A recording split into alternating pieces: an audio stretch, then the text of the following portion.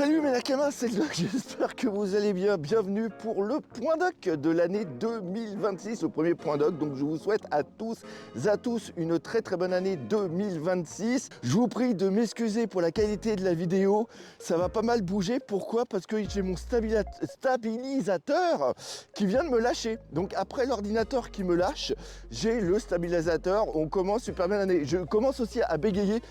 Il fait très froid, mais c'est vivifiant et c'est bon pour la santé. Alors justement, en parlant de santé, on va en parler dans cette vidéo. On va faire aussi un petit bilan de l'année 2025 et tous les projets pour 2026. Et je vous annonce aussi déjà la fin d'un format historique au niveau de la chaîne. Je vais vous expliquer tout ça parce que tout simplement je suis obligé. Voilà. Alors on va commencer par parler pour la santé. La santé pour ceux qui m'avaient laissé des messages. D'ailleurs merci à vous suite aux dernières vidéos que je fais à la fin. C'est pas très bien et je vous parle justement qu'en ce moment ça va pas très bien. Eh bien il faut savoir que depuis que je me suis fait opérer, si vous savez, si vous me suivez depuis pas mal de temps, vous savez que j'ai eu une opération il y a à peu près 1 an. Et suite à cette opération, j'ai des douleurs constante. C'est très dur. Dr House, vous connaissez, pour ceux qui connaissent à peu près la même chose, et la seule solution pour pouvoir enlever ces douleurs, c'est de prendre un médicament. L'inconvénient de ce médicament, c'est qu'il te coupe au niveau neuronal. Donc tu ressens plus du tout trop la douleur. L'inconvénient, c'est que tu es un véritable zombie, tu es tout le temps fatigué, tu n'arrives pas à te concentrer. Donc ça, à l'époque, j'ai essayé 1 à 2 semaines. Après, j'ai dit non, mais je peux pas parce que je peux pas travailler tout simplement. Donc, j'ai décidé d'arrêter ces médicaments. Et donc, je vis avec la douleur tout le temps. L'inconvénient, c'est que cette douleur, plus tu as de stress, plus tu es fatigué, plus elle est présente. On a essayé de voir des neurochirurgiens. J'ai eu des rendez-vous, plein de choses, pour voir si ça venait pas au niveau de la colonne vertébrale, si je ne devais pas me faire opérer. Et malheureusement, il n'y a absolument rien à faire. Donc, je suis obligé de vivre avec cette douleur. C'est mon choix, voilà. Mais comme je vous l'ai dit, suite à la fatigue et suite au stress, eh ben, ça va de moins en moins bien. Et je dois dire que ce mois de décembre, il n'a pas été top. Donc, c'est pour ça que j'étais comme ça dans les fins de vidéo. Mais rassurez-vous, à part ça, tout va bien. On va faire justement un petit bilan de cette année 2025, parce que 2026 c'est cette année, hein, on va en parler plus tard. Le but de 2025, c'était de rattraper toutes les conneries que j'avais fait en 2024. Rappelez-vous, 2024, je me suis lancé à fond dans le TCG, je me suis lancé à fond dans le Guinness des records. Et j'ai oublié une chose fondamentale, et c'est l'une peut-être des plus grosses erreurs que j'ai faites depuis le début de la création de la chaîne, c'est que tu ne fais pas des vidéos que pour toi. Il faut que tu les fasses quand même pour toi parce que c'est comme ça que tu es heureux de les faire justement et que ça se ressent à travers les vidéos. Mais tu fais aussi des vidéos pour les gens qui te regardent et d'avoir mis de côté une grosse partie de la communauté qui venait là justement pour les réactions live et les critiques analyses chapitres, les théories, etc. Et en voulant devenir une sorte de David Lafarge du TCG parce que j'étais persuadé en 2024 que le TCG allait exploser. J'avais raison, mais 1 an à l'avance, c'est tout.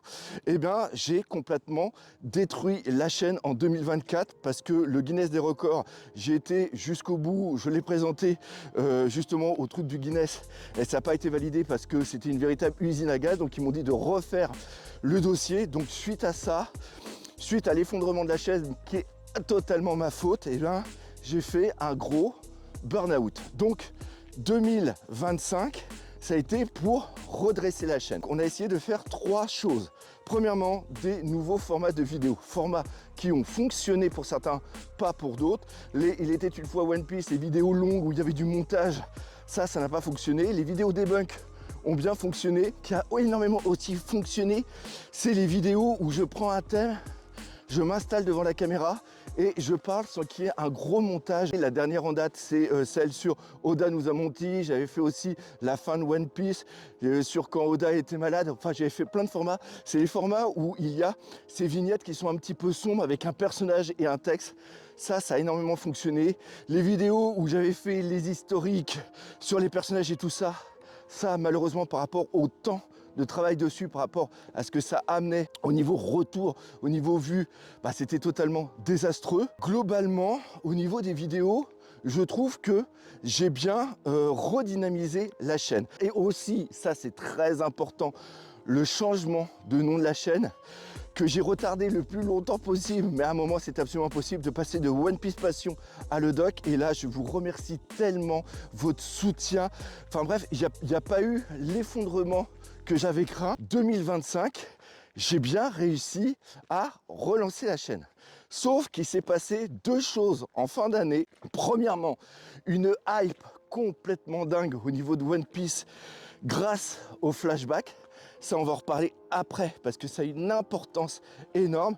Et deuxièmement, YouTube qui est totalement parti en cacahuète. Pour ceux qui suivent un petit peu les réseaux et d'autres youtubeurs, globalement tous, on a perdu entre 50 et 60% de vues, mais aussi de revenus. Parce qu'avant, je faisais entre 70 et 100 euros par vidéo quand ça marchait bien. Maintenant, une vidéo qui marche bien, je fais plus que 30 à 50 euros. Et d'un point de vue mental, ça fait très très mal. Deuxième chose, la hype sur One Piece, grâce au flashback et tout ce qui se passe autour au niveau de One Piece, ça a apporté de plus en plus de gens qui font du contenu sur One Piece, mais surtout, il y a eu une autre consommation et c'est ça qui est vraiment très important pour expliquer ce qui va se passer en 2026. Je fais partie aussi d'un groupe d'entraide entre youtubeurs et personnes qui faisons du contenu sur One Piece et je les remercie ici, vous savez qui vous êtes, et ils m'ont aidé justement à essayer d'y voir plus clair. On a fait des sortes de petites analyses de ce qui se passe et globalement c'est les spoils. C'est-à-dire que maintenant il est absolument impossible de pouvoir être sur les réseaux sans avoir de spoil. Donc moi, pour pouvoir faire mes réactions live, je quitte les réseaux à partir de lundi et je reviens sur les réseaux qu'une fois qu'on m'a annoncé que le chapitre était sorti. Je fais la réaction live arrive le vendredi et la critique analyse, elle arrive le dimanche. Pourquoi elle arrive le dimanche? Tout simplement parce que je la fais après avoir lu le chapitre. C'est-à-dire que la plupart des gens qui vont faire des vidéos review, on va parler Henrik 21 parce que je parle avec lui, Goji, le Mont Corvo, eux ont lu les spoils et donc ont le temps de travailler leur vidéo pour sortir leur vidéo vraiment pile poil au bon moment. Moi, je dois attendre que le chapitre sorte. Je fais la réaction live le soir, je fais le montage. D'ailleurs, dernièrement, je mets souvent des petits shorts à 1h du matin pour dire ça y est, la réaction live elle est montée, donc ceux qui me soutiennent sur Tipeee vous pouvez la voir en avant-première et les autres vous l'aurez disponible le lendemain à 18h. Mais moi c'est pas terminé, je dois faire la review.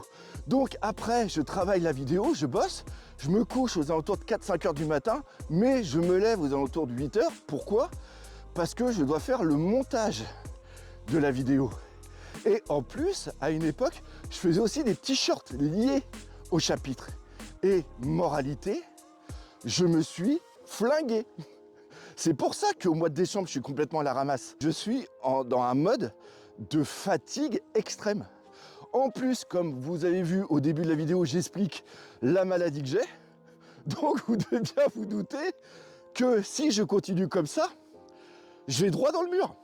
Bon, là-bas, il n'y a pas de mur parce qu'on est en pleine campagne et c'est vraiment cool de marcher dans la campagne. Mais je ne peux pas continuer comme ça.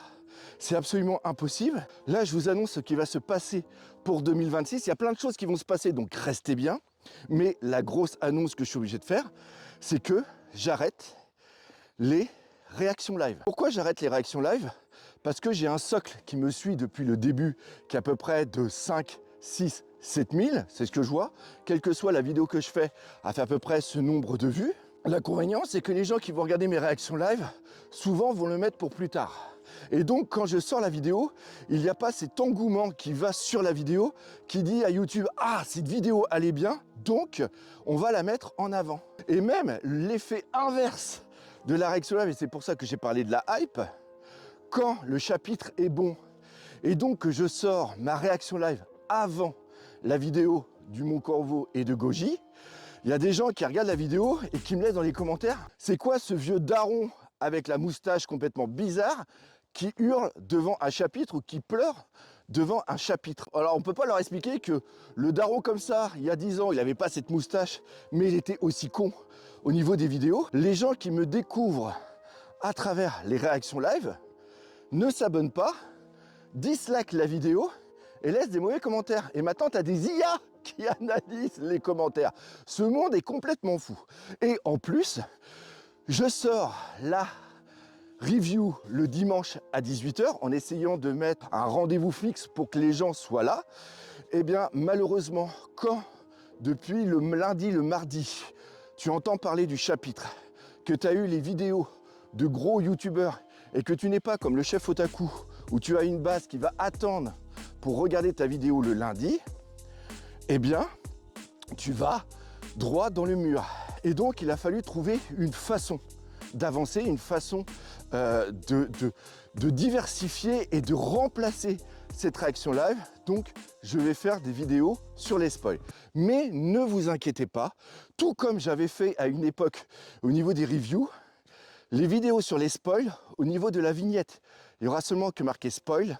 Et au niveau du titre, ça sera marqué spoil. C'est-à-dire que si vous êtes abonné à ma chaîne et que vous ne lisez pas les spoils, même si vous avez une notif, il n'y aura aucun élément spoiler qui sera montré. Et quand le chapitre sort, eh bien là, on fera sur le live Twitch, on fera une découverte ensemble du chapitre. On fera une review ensemble du chapitre parce que vu que moi j'aurai eu les spoils et tout, à partir de là, ça me permettra de mieux justement travailler en amont la review du chapitre et de la faire comme je fais parce que je la fais toujours et vous adorez ce format-là où on décortique les pages. Et après, une fois que ça sera sur Twitch, ça sera rebalancé le vendredi à la place justement de la réaction live. Il y aura la découverte sur la chaîne en rediff du chapitre, de la lecture du chapitre. Et vous inquiétez pas, hein, vu que moi je vais être seulement que sur les spoils narratifs, je ne regarderai pas les images. Donc je découvrirai visuellement le chapitre avec vous. Et c'est sûr et certain qu'à un moment, je vais faire des bons par rapport à Ishiroda, comment il a fait justement la mise en scène. Et après, il y aura la review. Donc ça, c'est la première chose. Deuxième chose, on relance la chaîne Twitch par rapport à un projet que j'avais avec Maxime. Vous avez adoré la review que j'ai fait avec Maxime, vous avez été super nombreux à me le dire. Eh bien, on va faire, quand il n'y aura pas de chapitre, quand ce sera les pauses d'Oda, on fera les reviews avec Maxime des arcs ou de thématiques que vous allez justement nous dire au fur et à mesure. Et il y a une troisième personne qui a une analyse complètement folle de One Piece. Je vous dis pas encore qui c'est, mais quand vous allez voir qu'il vient avec la team justement pour les analyses de One Piece, eh bien vous allez halluciner. Et ça a aussi un but, c'est que après, on va pouvoir faire des live discussions avec vous aussi les Nakama. Il y a des gens, là on passe un niveau au-dessus parce qu'il y a des personnes qui viennent rejoindre justement la team. Il y en a un qui va faire un Discord et il va faire un Discord pour que peut-être d'ici le mois de mars, mois d'avril, on puisse faire venir des gens dans le live et que visuellement ça soit agréable et qu'aussi au niveau audio et tout, ça soit super agréable. Et là, on va partir dans un truc absolument de taré. Et la dernière chose, c'est que je vous avais dit qu'en 2024, il y avait eu le Guinness des records où je m'étais foncé à fond dedans et tout ça et que j'avais fait de la merde. Cette merde que j'ai fait a servi de brouillon. Parce qu'en 2025, on reprend le projet du Guinness. Mais on reprend le projet du Guinness en mode tranquille. Pareil, sur Twitch, on va faire des lives où on va avancer au niveau du Guinness. Toutes les semaines, on fera un petit compte rendu. Et le but du jeu, c'est qu'on a 1 an pour l'obtenir. Je fais partie d'énormément de forums de collectionneurs. Je suis connu comme étant la personne qui possède la plus grosse collection de documents One Piece. J'en ai plus de 10 000 et ce sont des documents officiels. J'ai aussi des cartes, pas que les dernières cartes qui viennent de sortir. J'ai une collection de vieilles cartes, justement, je fais des roads to master set par rapport à tout ça. J'ai des collections aussi de figurines. Donc, d'un point de vue nombre d'objets, j'ai ce qu'il faut au niveau du Guinness. Le seul problème qu'il y a, c'est que soit je fais venir un juge chez moi et il valide le Guinness, ça c'est 10 000 €, ou sinon je le fais de mon côté avec d'autres personnes et on demande après au Guinness de le valider. Et ça par contre c'est un travail absolument de titan. J'ai essayé en 2024, je me suis cassé la gueule dessus, on recommence en 2025. Pourquoi on recommence en 2025? Parce que j'ai eu des contacts avec des personnes justement qui me connaissent par rapport à ce projet-là, qui ont des idées absolument de tarés, qui ont des connaissances absolument de dingue.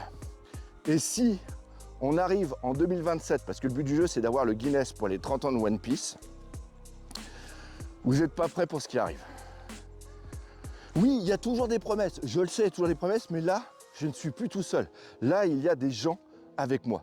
Donc, globalement, voilà ce qui se passe au niveau de 2026. Moi, ça y est, je suis monté. Maintenant, il faut que je redescende, il faut que je retourne à la voiture. Et encore une fois, c'est vrai que je suis chiant avec ça, mais il faut comprendre que sans Tipeee, eh bien, j'aurais jamais réussi à faire tout ce que je fais et j'aurais arrêté depuis très très longtemps. Donc voilà, il y a des lives qui arrivent sur Twitch qui vont être hallucinants. On arrive sur une nouvelle version de la chaîne non, pas du tout, de la chaîne Le Duck. On continuera aussi à parler de tout ce qui va être figurine, de tout ce qui va être carte. On va faire des shorts. On a des poteaux. J'en parle pas, mais il y a des vidéos qui sont prévues avec d'autres personnes. Donc voilà, un gros merci à tous de votre soutien. Merci à toutes les personnes sur Twitter, le groupe qui m'aide, qui m'envoie vers une direction. Les personnes qui m'ont contacté dernièrement par rapport à des projets qu'on va mettre en place et qui sont à fond dedans. Merci à vous tous. Et on n'oublie pas le principal, One Piece, c'est la vie.